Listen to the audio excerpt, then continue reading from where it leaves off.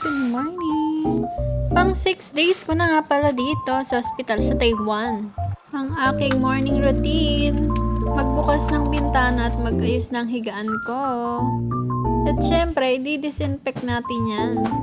Dahil wala naman tayong ibang gagawin kundi iyan lamang tuwing umaga. At bumangon na nga ako dahil tapos na akong painumin ng gamot. At may binigay na ring pagkain na almusal. Kaya naman, i-check na natin. At ayan nga, gulay, broccoli, tsaka yung green peas at tsaka tokwa at kangkong ata yan. Tapos eto, literal na lugaw lang talaga siya. As in na lugaw. Yung bang kanin na parang hindi pa in, ganun siya. Hindi ko pa nga mabuksan yan, kaya ayan. Buksan na natin tong mini table natin. Dahil ako ay 6 PM pa lang nagdi-dinner na kaya sobrang gutom na ako. At ayan nga, nahulog pa nga. At syempre, hugasan natin yan sa CR bago natin gamitin. Nagtanggal muna syempre tayo ng face mask bago tayo kumain. Challenging nga pala sa akin every kain ko. Dahil hindi naman tayo pwedeng mamili sa ating kakainin. Ina-enjoy ko na nga lang yan kahit as in wala talaga siyang lasa. Kanin na kanin lang talaga siya. Siyempre, no choice ako. Gutom na ako. Tapos nainom pa tayo ng gamot. Kaya yan, pinipilit ko na lang yung sarili ko na kainin. Iniisip ko na lang na masarap siya para makakain din ako.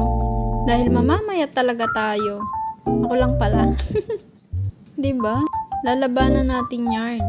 Ayoko magutom dahil baka ako'y mamayat.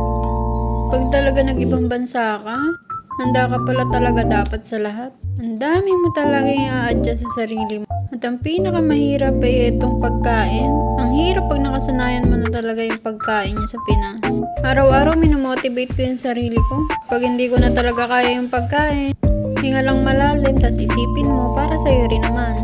Kaysa naman magutom ka, tiisin mo na lang.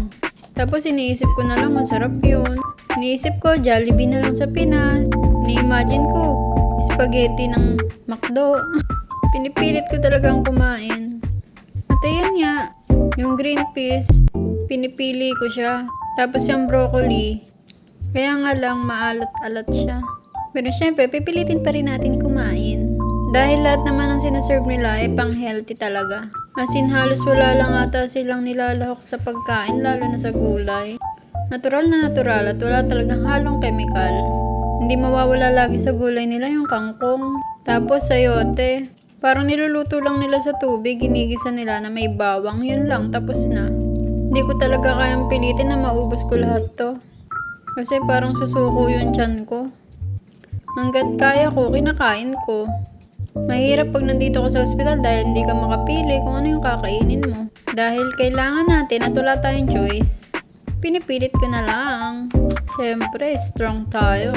At dahil feeling ko nga gutom pa ako sa mga part na yan, siyempre, binalikan ko tong lugaw. Eh siya, pinipilit ko talaga. Gusto ko kasi mapili yung pagkabusog ko talaga. Kaya yan, ine-enjoy ko na lang yung pagkain ko ng lugaw. Fighting!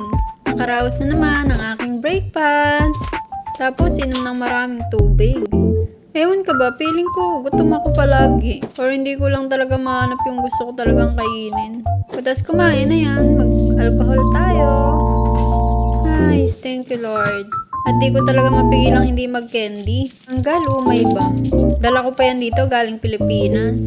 Iniiwasan ko hindi kumain ng candy dahil iniiwasan ko na magkaubo ako. Pero wala, hindi ko talaga kaya. Feeling na nakaraos na. At eto nga, inaayos ko na dahil magtatapon ako ng pagkain ko. Ito nga pala yung pagkain ko kahapon nang maghapon siya hanggang gabi. Sa umaga na ako nagtatapon para sabay-sabay. Hindi ko man gusto na maraming pagkain ako itapon kaya lang di ko na talaga kayang ubusin. At sobrang dami rin nalang binibigay. At dito nga sa Taiwan, hindi ka pwede basta-basta na lang magtatapon sa kung ano saan mo gusto. Hiwa-hiwalay talaga yan. At may mga signage kung saan mo talaga itatapon. Disiplinado yung mga tao dito. Sa Pilipinas man may ganyan pero karaniwan hindi naman sinusunod. Dito ay di ko alam kung may multa ba kapag nahuli ka. Dahil nasa bansa nila tayo kaya kailangan nating sumunod. Sobrang linis nga pala dito sa hospital na to. Wala ka talagang masasabi. Araw-araw may maglilinis sa kwarto mo. At sobrang babait ng mga staff dito at ng mga tao. 6 days ko na nga pala dito. At sobra na yung bored.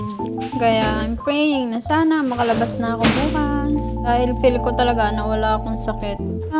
Pero kailangan nating magtiis para makapagtrabaho na tayo.